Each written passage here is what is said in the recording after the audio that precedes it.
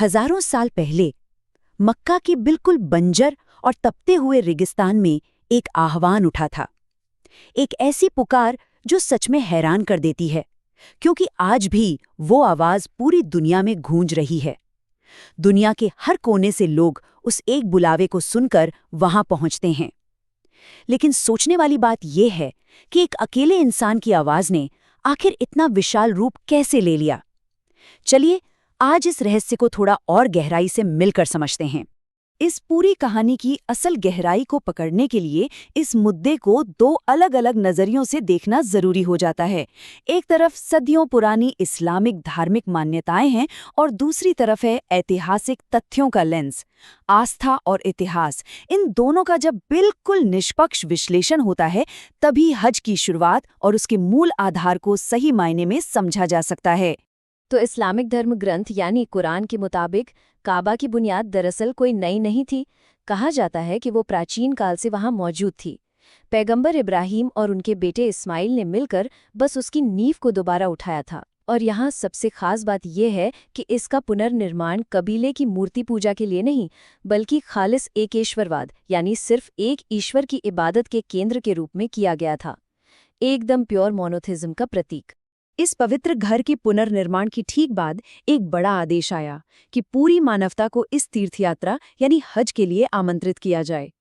अगर ध्यान दिया जाए तो ये बहुत हैरानतंगेज है कि एक बिल्कुल सुने रेगिस्तान में ये संदेश दिया जा रहा था कि लोग पैदल और दुबले पतले ऊंटों पर दूर दूर के रास्तों से यहाँ आएंगे। प्राचीन विद्वान आज भी इस बात पर दिलचस्प बहस करते हैं कि क्या इब्राहिम की ये आवाज़ किसी रूहानी चमत्कार के जरिए पूरी दुनिया तक पहुंची या फिर सदियों तक पीढ़ी दर पीढ़ी एक पवित्र परंपरा के रूप में आगे बढ़ती चली गई।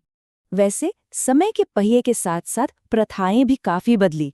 प्राचीन काल में अरब के कबीले काबा के चक्कर लगाते थे, जिसे तवाफ कहते हैं, और जमजम के पानी को बेहद मुकद्दस मानते थे। लेकिन जैसे जैसे सदियां गुजरती गईं, इन रीत रिवाजों में मूर्ति पूजा भी शामिल होती गई और इनका मूल रूप बिल्कुल बदल गया।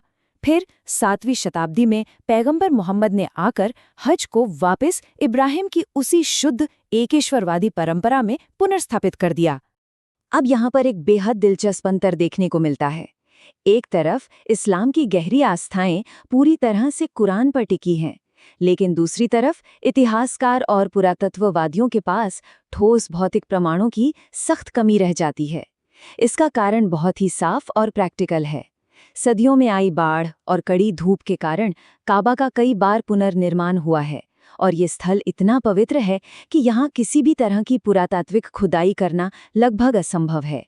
ये किसी एक पक्ष की तरफ झुकाव नहीं है, बल्कि एक ग्राउंड रियलिटी है, एक ऐतिहासिक वास्तविकता जिसे मानना पड़ता है। खैर, आज जो प्रथाएं लाखों लोग निभाते हैं, वो दरअसल इब्राहिम और उनके परिवार के अटूट विश्वास का एक जीता जागता प्रदर्शन है। उदाहरण के तौर पर सफ़ा और मरवा पहाड़ियों के बीच दौड़ना असल में हाजरा की पानी के लिए उस बेचैन तलाश को दर्शाता है। फिर जमजम का कुआं जो इस्माइल के लिए चमत्कारिक रूप से प्रकट हुआ, और ईद उल अधा की कुर्बानी जो इब्राहिम के उस घोर समर्पण की याद दिलाती है। ये सारे भौतिक रीति रिवाज इतिहास की उन कड़ियों को आज तक पूरी तरह जिंदा रखे हुए हैं। इन सभी प्राचीन बातों का प्रभाव आज के इस आधुनिक युग में इतना विशाल हो चुका है कि इसे किसी भी हाल में झुठलाया नहीं जा सकता। हर साल करोड़ों तीर्थयात्री, उनका रंग या नस्ल चाहे कुछ भी हो, भाषा कोई भी हो, या वो दुनिया के किसी भी देश से आए हों, इस एक प्राचीन बुलावे का उत्तर देने वहां जमा होते हैं। एक ऐसा आमंत्रण जो रेगिस्तान की गर्म रेत से शुरू हुआ था, आज वो अरबों लोगों को विश्वास और शांति के एक अटूट धागे में पिरोता है। ये सच में अपने आप में एक बहुत बड़ा फिनोमेनॉन है। तो आखिर में सबसे बड़ा सवाल यही बचता है, एक प्राचीन रेगिस्तान से उठी एक अकेली आवाज आज हजारों साल बाद भी अरबों लोगों के दिलों को कैसे प्रेरित कर सकती है। आस्था, परंपरा और मानव इतिहास का ये अटूट रिश्ता इस बात का सबसे बड़ा प्रमाण है कि कुछ विश्वास ऐसे होते हैं जिन्हें समय और रेत की आंधियों से भी मिटाया नहीं जा सकता है। तो अगली बार जब भी ऐसी किसी आस्थावान यात्रा का जिक्र हो, तो सोचने वाली बात यह होगी कि उस आवाज की गूंज भीतर इतिहास के किस हिस्से को जगा रही है। ये कहानी सिर्फ एक यात्रा की नहीं, बल्कि मानवता के एक विशाल संकल्प की है। फिन्नासि बिलहज्जि यअतूक रिजाला वअला कुल्लि ज़ामिरिन यअतीन मिन कुल्लि फज्जिन अमीक़।